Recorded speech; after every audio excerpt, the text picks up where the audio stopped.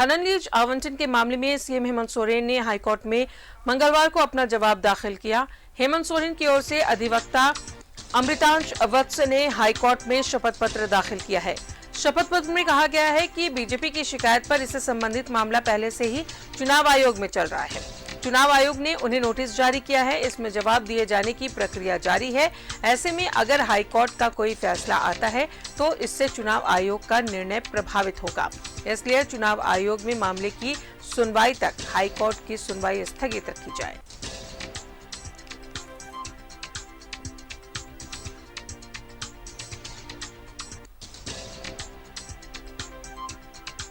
तो चुनाव आयोग के फैसले तक सुनवाई टालने की गुहार लगाई है सीएम ने।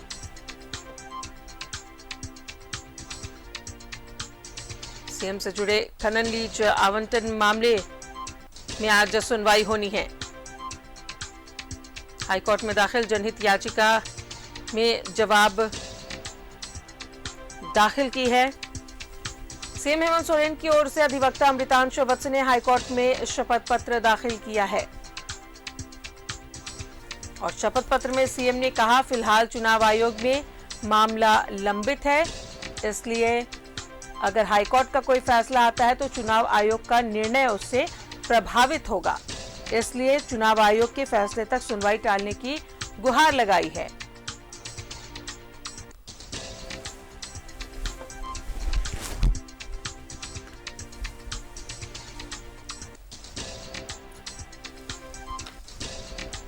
खनन लीज मामले में सीएम से जुड़े खनन लीज मामले में आज हाईकोर्ट में सुनवाई होनी है। हाईकोर्ट में पीआईएल की मेंटेनेबिलिटी पर आज सुनवाई होगी। वहीं सीएम ने शपथ पत्र दायर की है और चुनाव आयोग के फैसले तक सुनवाई टालने की गुहार लगाई है।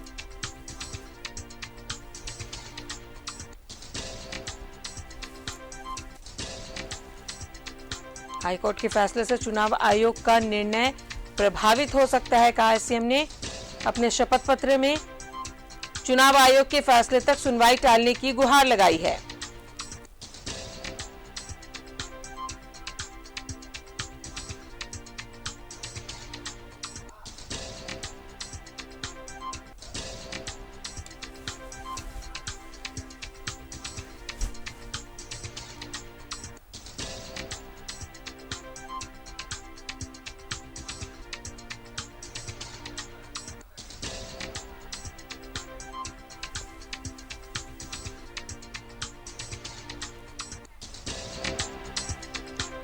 तो सीएम हेमंत सोरेन से जुड़े खनन लीज मामले की आज हाईकोर्ट में सुनवाई होनी है। सुनवाई हाईकोर्ट में पीआईएल की मेंटेनेबिलिटी पर होगी। सीएम ने दायर किया है शपथ पत्र और चुनाव आयोग के फैसले तक सुनवाई को टालने की गुहार भी लगाई है सीएम ने।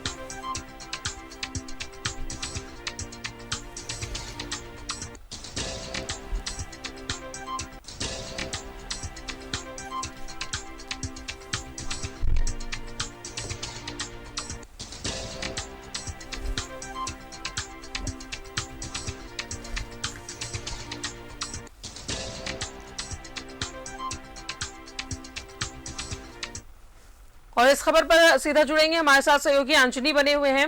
अंजनी, आज का दिन बेहद अहम है। सीएम के खनन लीज मामले में आज सुनवाई होनी है, तो सबकी निगाहें आज झारखंड हाईकोर्ट पर टिकी रहेंगी। हाँ देखिए, मामला बड़ा गंभीर मामला है और तमाम राजनीतिक दलों की भी जो नज़र है हाईकोर्ट पे रहेगी। देखिए, जिस तरह से राजदा सुप्रीम कोर्ट ने ये कहा कि जो केस जो फाइल किया गया है उसकी क्या वैधता है, उस पे झारखंड हाई कोर्ट को जो है पहले पूरी तरह से तहकीकात करना है। तो ये बेहद ख़ास दिन होगा, क्योंकि अमूमन जिस तरह की जो चीज़ें हो रही हैं उस पे सुप्रीम कोर्ट ने कहीं ना कहीं इस मामले में थोड़ी राहत दी है और उस मामले को लेकर झारखंड हाई कोर्ट को जो है उसकी वैधता जांचनी होगी और झारखंड हाई कोर्ट तमाम चीज़ों को अपने तरीके से देखेगा, क्योंकि जो पीआईएल जो दायर किया जाता है, जो मामले दायर किए जाते हैं, उसकी वैधता सही मायने में क्या है, वो तमाम जो इंक्वायरी है, तमाम जो इंफॉर्मेशंस हैं, वो आज झारखंड हाई कोर्ट जो है वो लेगा। इसलिए आज तमाम लोगों की जो नज़रें हैं राजदा, वो झारखंड हाई कोर्ट पे आज टिकी है। तो बेहद ख़ास दिन हम कह सकते हैं कि इसमें झारखंड हाई कोर्ट आगे किस तरह से चीज़ों को देखता है और आगे क्या कार्रवाई करेगा, आगे क्या आदेश होगा, इन तमाम चीज़ों को लेकर जब कोर्ट की प्रोसीडिंग चलेगी तब तमाम चीज़ों की जानकारी जो है विस्तृत रूप से हम लोगों के सामने आएगी। राजदा, अंजलि, एक गुहार भी लगाई है हाई कोर्ट से सीएम ने, उनके वकील ने शपथ पत्र दाखिल की है कि जो मामला है वो चुनाव आयोग में भी चल रहा है, जवाब दिया गया है और उसके जवाब का इंतजार है। तो अगर हाई कोर्ट अगर इसमें कोई फैसला सुनाती है तो चुनाव आयोग के निर्णय में इससे प्रभावित हो सकते हैं। तो एक गुहार भी लगाई है सीएम ने। हाँ देखिए, ये मतलब इसको लेकर लगातार तमाम चीज़ों की मॉनिटरिंग हो रही है और यही वजह है कि ये बताया गया कि जिस तरह से चुनाव आयोग में मामले जो हैं वो चल रहे हैं और अभी मुख्यमंत्री को वो समय मिला है, तो वही मुख्य यहाँ से जो उनके अधिवक्ता हैं उन्होंने ये प्रे किया है कि ऐसी ऐसी चीज़ें हैं तो इस पर हाई कोर्ट को थोड़ा ध्यान देने की ज़रूरत है। तो हमें लगता है कि तमाम चीज़ों की गंभीरता को हाई कोर्ट देख रहा है और हाई कोर्ट तमाम चीज़ों को सही मायने में देखेगा और जो तमाम चीज़ें नियमानुसार होंगी तो ये आगे प्रोसीडिंग चलेगी। तो अब जब कोर्ट की प्रोसीडिंग चलेगी तब जो प्रे किया गया है उसके क्या फलाफल होंगे या हाई कोर्ट उसे क्या राहत देता है, तो ये देखने वाली बात होगी। राजदा जी, कितने बजे आज ये सुनवाई होनी है अंजलि, कोई जानकारी है?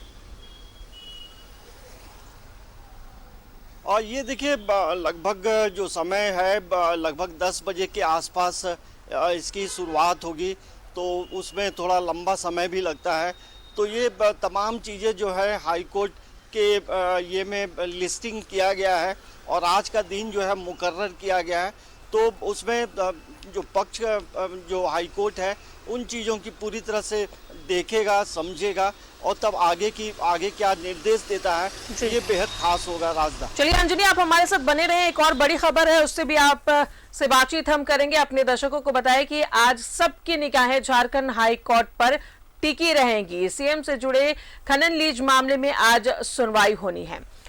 और बताया आपको कि राज्य की पूर्व रघुवर सरकार के कार्यकाल के 5 मंत्रियों के खिलाफ हेमंत सरकार ने एसीबी जांच के आदेश दिए हैं। ये आदेश झारखंड हाई कोर्ट में साल 2020 में पंकज कुमार यादव बनाम झारखंड राज्य एवं राज्य के पूर्व सरकार के मंत्रिमंडल के पूर्व मंत्रियों को लेकर आय से अधिक संपत्ति मामले में दिया गया है। और इस मामले में याचिकाकर्ता ने पूर्व ग्रामीण विकास मंत्री नीलकंठ सिंह मुंडा, पूर्व कृषि मंत्री रणधीर सिंह, पूर्व शिक्षा मंत्री नीरा यादव, पूर्व समाज कल्याण मंत्री डॉक्टर लुइस मरांडी और पूर्व खेल मंत्री अमर कुमार बावरी की ओर से अर्जित संपत्ति की एसीबी से जांच कराने की मांग की थी। याचिका प्रार्थी पंकज कुमार यादव की ओर से अधिवक्ता राजीव कुमार ने दायर की है। इसमें कहा गया है कि पूर्व मंत्रियों ने 5 वर्षों के कार्यकाल के दौरान 200% से लेकर 1000% तक अपनी आय में वृद्धि की है। इनकी वर्ष 2014 से 2019 तक की अवधि में अर्जित की गई संपत्ति की जांच की जाए। और इसके अलावा प्रार्थी पंकज यादव ने शिक्षा सचिव, कृषि सचिव, पर्यटन सचिव, खेल सचिव, कल्याण सचिव और ग्रामीण विकास विभाग के सचिव समेत अन्य को प्रतिवादी बनाया है। याचिका में कहा गया है कि पहले इनकम टैक्स के इन्वेस्टिगेशन डायरेक्टर से और फिर एसीबी से इस मामले की जांच कराई जाए। याचिकाकर्ता के वकील राजीव कुमार का कहना है कि पूर्व मंत्री बंधु तिर्की की संपत्ति 126% अधिक मिली तो सरकार ने एसीबी जांच कराकर उन्हें आय से अधिक संपत्ति मामले में जेल भेज दिया था। इन मंत्रियों की संपत्ति इनसे काफी अधिक है, इसलिए एसीबी जांच जरूरी है।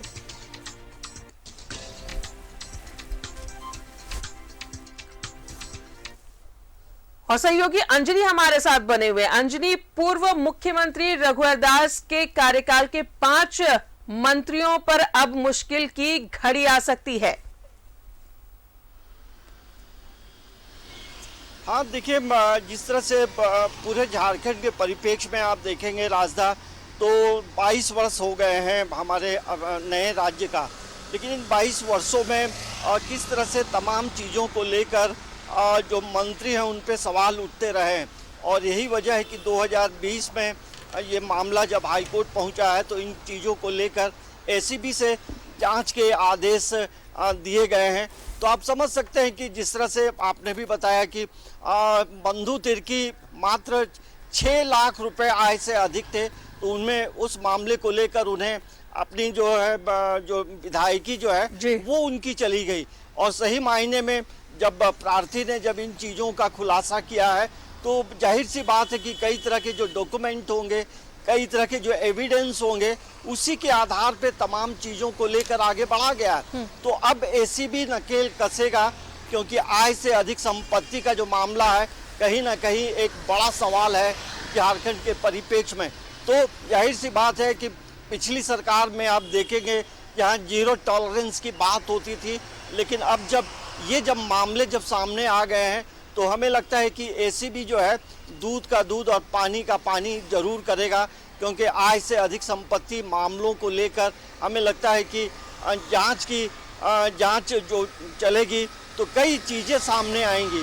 तो यदि आप पाक साफ है तो कोई परेशानी नहीं होगी, लेकिन जिस तरह से खबरें आती हैं कि इन लोगों के जो नाम हैं कहीं ना कहीं पैसे बनाए गए हैं और आय से अधिक संपत्ति अर्जित की गई है, अब तमाम चीज़ों का खुलासा होगा।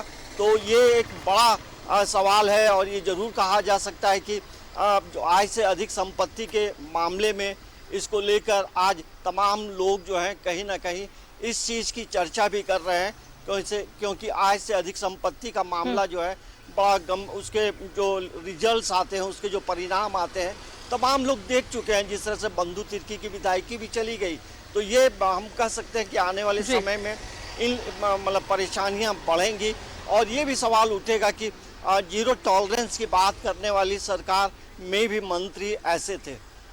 चलिए, बहुत बहुत शुक्रिया आपका अंजनी तमाम जानकारियों के लिए। तो बेहद दुर्भाग्यपूर्ण है कि झारखंड अलग होने के साथ ही इसमें विकास की उम्मीद जगी थी कि कुछ मौका मिलेगा लोगों को, लेकिन ये मौका इन्हें मिला है जिन्होंने